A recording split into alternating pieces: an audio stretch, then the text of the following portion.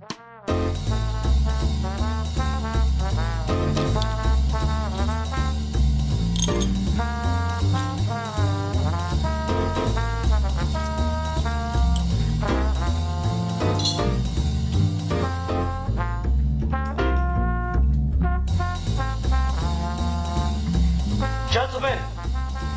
the time has come once again to discuss things.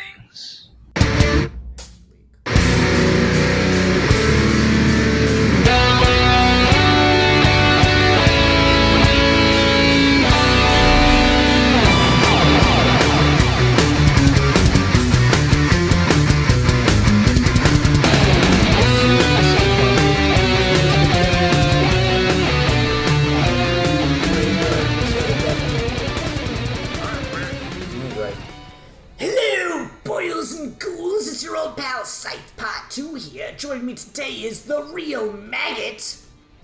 Hello, folks. And today, on this episode of Ghouly Gentlemen Horror Month, we are continuing our fan film reviews. What are we reviewing today? This time, we are reviewing Lurk, a Fray fan film. Okay, breaking character now. So Yes. what made you want to choose this one? I'm curious. Honestly, I wanted to choose something short because the last 2 weeks we picked long-ass movies. And two, I wanted to kind of revisit the the Buffyverse in some respect. I haven't been really thinking about the Buffyverse much lately, and this popped up when I was searching for fan film ideas. I was like, oh, Fray, that's an interesting idea. I could go for like a Fray film. Man, Fray fan film. Fray fan film. Okay, I can say it. So yeah, it's she's not. I don't know if you're familiar with Fray at all. I'm not even familiar with Buffy. Okay, all right. Well, long story short, Buffy is the chosen one in a legacy of vampire hunters. They have superpowers, they have super strong, and can do all sorts of cool stuff. And they alone, each once a generation, is the one to fight the vampires. And Fray is a Dark Horse comic set in the Buffyverse in the future, Batman Beyond style. And she is the first Slayer in, Lindsay, how many years? Like 100 years? Like a couple hundred years or something like that. Quite a bit in the future. And apparently she's the first one in a while because Buffy did a thing that got rid of the vampires for allegedly for good. But now they have like resurfaced and Fray has been activated. Okay, that's interesting. Because, like, I didn't know any of that context, and you know, that might be shame on me for not reading up on it, but sometimes it's interesting to go into these on no exposure whatsoever and kind of see what you get. And so... Yeah, I like doing that. Yeah, so I was watching this and I'm like, wait, it's in the future? And then it's, like, pretty subtle things for the most part that kind of tip you off to that, like laser handcuffs, and then all this, I'm like, well, that maybe it's like special magic handcuffs or something. And then it's like, nope, fucking Blade Runner, flying cars. And I'm like, oh, okay, so yeah, it's definitely the future. Did Buffy do some time skips and I didn't know about it? It was kind of funny just experience that kind of thing. But no, I mean, like, it was a really interesting watch, but it's one of those fan films where it very much is not meant to be like, here's our proof of concept of how cool a Fray film could be in live action or whatever. It's very much one of those concepts of, this character is super cool from the comics, let's put him on screen for like 10 minutes. It's not even that, 6 minutes. And yeah. So it's one of those things where it's really not trying to be a proof of concept or a experiment on film. It is truly just a cool idea, passion project kind of thing. And in that regard, it's kind of fun to watch, even if it is very alienating, very non-engaging for someone who doesn't know the lore in certain ways. Now, granted, I don't know, as a Buffy fan, I don't know much about Fray because I never read the comics, and Fray has never appeared in the TV show at all. Mm-hmm. So I have very limited experience with the character. Lindsay read it, but she hasn't read it since it came out. Like, I've read it 7 or 8 years at least. Yeah, she hasn't read it for 7-8 years, so her memory on it might be a little loose. Yeah. But it's always been an interesting idea, and they've never really brought her back. It doesn't seem like they've brought her back for the current comic, at least not that I have heard of. Mm-hmm. And I think the beginning of the comic, I think, alleges Buffy destroys all magic, I think, or at least kills off all the vampires. They leave it loose enough for them to like be able to play around and not spoil what they're doing. Mm-hmm. It's not like that situation where somebody in the Next Generation, Star Trek Next Generation, there's a line. I think it's Scotty who says, he watched Captain Kirk die, and he's not gonna, let Picard die as well. And then we get to that the next Captain Kirk movie, Undiscovered Country, and like he wasn't in the room, he didn't see him die. Mm-hmm. Like, oops. Well, that's what we get for trying to write something we haven't written yet. Mm-hmm. But they always wisely kept it vague. Like, Buffy did something cool that got rid of all the vampires, which I think they kind of did. Didn't Buffy destroy magic or something? Well, I know that. Mm-hmm. Yeah, but Buffy kind of fucked over magic. Let's just say. Mm-hmm. Yeah, and I don't know. It's so it picks up on that. Yeah, it's interesting to see like the kind of like world that's been built. There's definitely this like, as much as I really didn't get what was going on or only really got pieces of it, because this is a pretty lore heavy fan film for being so short. Yeah, it is. As much as I only got pieces of it, the thing I gotta say that I really liked was the kind of end reveal where like the cop that was being all bad cop on her is like, oh, he's a monster of some sort. I was like, okay, that's pretty clever. That phrase, kind of this last standing of hope, or like this the only one who gets it and sees what's going on in the world again. I thought that was all pretty good. It was just... I thought that was... Yeah, I agree. That was really nicely, subtly done, because he scratches himself while they're talking, and then it goes back and it shows us, like, a little closer of what he was doing. Mm-hmm. I like that kind of shit. Yeah, and I mean, just to talk about the production side of things real quick, the makeup effects and stuff were really good. There was that looked really good. The vampire, like, face morph kind of thing looked pretty good. Fray's got that scar on her face. I thought that was pretty good looking, and I'm assuming that's probably like an iconic part of her character design. So I think that all came off well. Like, as much as I didn't really get into this personally because I'm not really attached to the franchise, and this is not something I'd say you could jump into if you're not. There were things about it that I really liked, and I did think it was pretty good overall. But kind of what I was trying to get to on the like reveals at the end, it does set up kind of a cool like premise of this character, this world. I don't know if it's kind of an adaptation of something from the comics, or if it's maybe like, a fan-made prequel to one of the storylines in the comics or something. But I thought it was a pretty cool premise, and it worked fairly well as a fan film. Mm-hmm. You could maybe see this as like the beginning of the Fray movie or something. I don't know.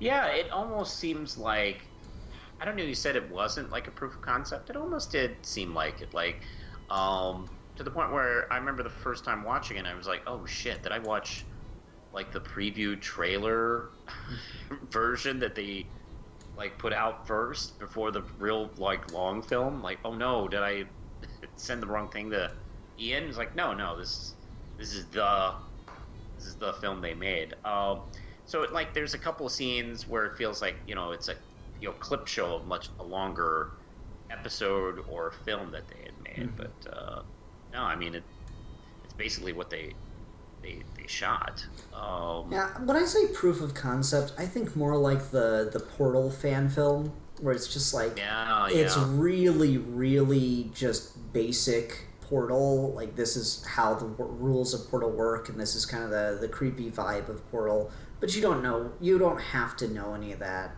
to get the film. Mm-hmm. Whereas this, it's like, it is very lore heavy. It is very like character focused. It's not like not selling the character, but it's not trying to convince you this is a cool character. It's just trying to show the character as is, in my opinion. It almost feels like an introduction to the world. Mm-hmm. Like, hey, we dig this thing. This is who she is. I don't know. Because the problem is you talking about it being lore heavy is true, because I don't know much on the Fray side of the Buffyverse.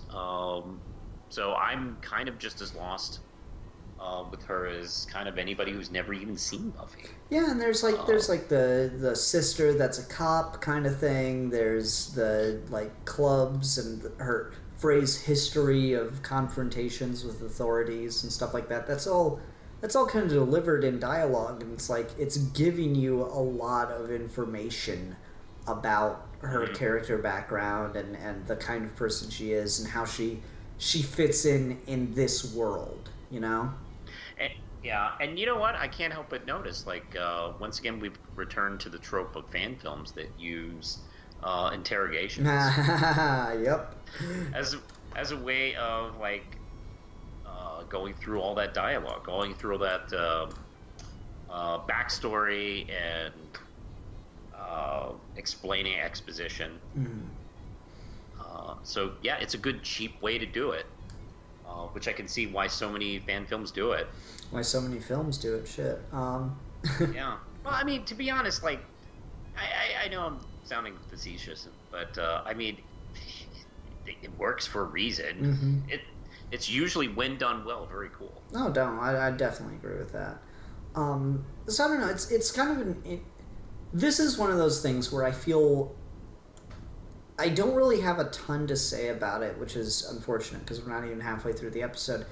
But I have an interesting reaction to it, just thinking about it in like kind of in this journey we're on of reviewing fan projects. It's just it's interesting because like I feel most people, when you say fan film, fan game, whatever, fan project, they have like a very clear idea of what it is in their head, and it's just kind of, it's been neat to kind of see like the different variations of what kind of projects you get. Like, here's the magnum opus, this is what the franchise should have been doing all these years, like your Star Trek Axanars. Then there's your like, teenagers in the woods who actually don't know what they're doing.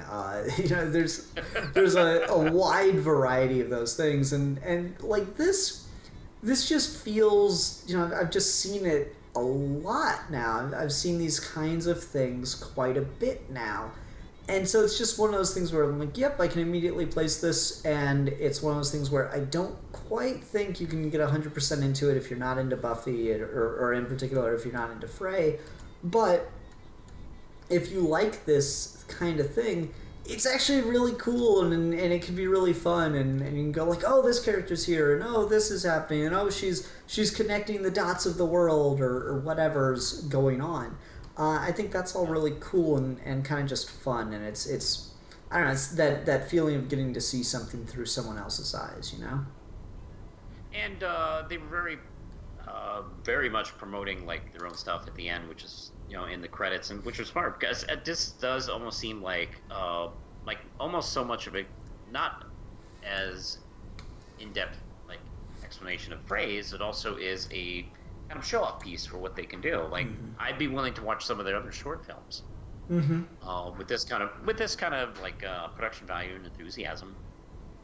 Yeah, I could totally see that. It's just interesting to see the way these come together. This was produced by Loot Crate and Kickstarter, which is kind of I didn't know Loot Crate did fan projects? ? And it makes me wonder what else they've done, because if they're willing to do, really, I feel it's fair to call Fray a pretty obscure character, right? I think that's fair. So I'm curious who else they've done fan films for. The Verse, they did a Firefly Buffy. one. Yeah, I think there's an X-Files one. Let me see. I only kind of took a quick look on their stuff. I've only seen the Lurk and the Firefly. I guess they're just... Oh, sorry, folks. You got some of that audio. Maybe it's something they're trying and it's just not feasible, or maybe it's just, not legal enough for them to get away with consistently. I don't know. It's an interesting premise. I don't think they have a playlist of them, and I don't really want to go through their whole channel looking. I don't know. It's definitely intriguing. Maybe I'll dig through it later. If they have something else interesting, maybe I'll bring it up. Yeah, I've definitely come across the Firefly one before. Yeah, my hope is maybe some of them are a little longer. I was kind of partly half joking that I chose this because it's short, but it'd be nice if it was maybe 4 minutes longer, like a full 10 minutes. Yeah, 10 to 15 minutes is kind of my cutoff, unless it's something really, you gotta have a really deep 2 minutes, Oh, yeah. Which is possible. Yeah, it's just harder. Because, how long is that? I don't know if you've ever seen Up, but how long is that sequence with? With Carl and his wife. I don't know. That's maybe 5 minutes or something. Maybe 5 minutes. I mean, that was using time to tell a story in a really economical fashion, and to be honest, I think that's the best part of the movie is the first 5 minutes. And. I mean, yeah, so I'm not gonna I don't know, I'm never gonna poo-poo a movie for being that short, but yeah, there's only so much. An average Cartoon Network show is 11 minutes, and some of those give a lot of story and character and information, ridiculous amounts in some regards. No, totally, and that's one of the things. Yeah. So it's watching this, it's cool, it's got a lot going on. I personally think you could have extended some stuff out and maybe made it a bit, just to, pad the runtime a little bit could have been fine. You don't need to. I thought the fight probably could have been, actually showcased a little bit more, but at the same time, one of the complaints I did have against it is the fight choreography is a little weak. It looks a little, pulling punches kind of thing. And so maybe that was the original intent, but then they had to scale it back because they realized they just weren't capable of showing it off in a really good way, which would probably be the smarter choice. And I definitely applaud them for that. If they realize the weakness, I'd definitely say, yeah, cut it and make it, usable. Don't show off something just because you planned for it, but you're actually not capable of it or something like that. Yeah, don't show off your weaknesses. I recommend that to anybody filming, whether it's fan film or not. What do you think of the fight choreography and stuff? The fight choreography, I think I would agree with you. I think it was a little bit weak. I think pulling punches, is probably the best way you can put it. I did get excited because it did look like they had some stage fighting training. So I got a little excited at first, oh, okay, cool. We're going to get a good fight here. And then they very quickly started cutting away from it. It's there's a couple of shots where it was Yeah, I don't think this is going to be as good as I thought it was going to be. It really did kind of get me excited, and then I kind of turned into your opinion there about it. I actually would have liked the scene between her and that other vampire in the middle of the film had been carried on maybe a couple minutes, because they cut to the point where it's like kind of like quick flashes of a flashback. Mm-hmm. And I wish we'd seen that whole scene play out, and that would have been a very good way to get us to 10 minutes. Yeah, I totally agree with that. You know, I guess one complaint I have is, to be fair, it is short, and I have only watched it the one time. I thought about giving it a second watch, but I was like, I think I get it. I'm really kind of scratching my head and trying to remember a lot of the dialogue in this. And none of it really stuck, which is crazy because it's not like I watched it very long ago, maybe an hour and a half. And, you know, to his credit, if there's one thing you can say about Joss Whedon is he writes snappy dialogue that kind of sticks in your head, right? Yeah, and also has a nice rhythm too. Yeah, so I guess it's maybe another little point against it that the dialogue's kind of... I guess I'd call the dialogue here serviceable, but not very memorable. Because, like, I'm just trying to remember if there are any, like, good lines, and, like, I don't know, you know, you nearly destroyed that warehouse. Okay, but, like, it was kind of the only moment that really stuck out to me, and I'm pretty sure I'm misquoting it, too. There is that line where her sister says, "Oh yeah, the bureaucracy is bullshit, but saving your ass." Where she talks about like the fact that she hates, you know, there's stupid laws, but hey, because the owners didn't have like proper licensing, they can't really like sue her or press charges, otherwise they'll get in trouble. So that was kind of a nice exchange. That little bit felt a little Whedon, not too strong into Whedon, but you know, at least in the flavor of it. I guess that's fair. I don't know. That's probably kind of broaching on getting nitpicky, which I try not to do, but it's something that does stick out in my head, and since so much of this is dialogue based, I think it's at least somewhat worth considering. No, I think that's fair. I don't know if I really have much else to talk about with this one. It is very short, and so just not incredibly conducive to a half-hour conversation. Unless you got anything else you want to bring up, you want to go ahead and just go on to ratings? Yeah, we can go on to ratings. I knew that was going to be a risk, picking such a short film. But I thought after like an hour film and a 90-minute film, like let's take a break. Let's do a shorter one this time. Yeah, I appreciate it. So, I think it's good. I think, we didn't. I thought the acting was, mostly pretty good. I liked. Actually, one of the things I liked was from Woodburn is her name, playing Fray. She does this thing where she says, you know, "I'm Fray" or something like that, and she gives this kind of small, subtle smile to it, which I thought was a nice bit of acting. So yeah, I liked it overall. If you want to talk about ratings, we can go right into it if you want. Yeah, sure. I'll go ahead and go first then. I enjoyed this overall. I do have my problems against it, but really they're pretty small, and so that's collectively they're only taking half a point, and then the other half point I'm going to take off is just because I'm not personally very into it. So I'm going to give this a solid 4 out of 5. Cool battle axes that I was really hyped when I saw it in one of the image searches I did while looking for a thumbnail before I even watched the film. And then I was a little disappointed to find out isn't really featured very heavily in the film. Oh, man, you give that rating to everybody. I know, right?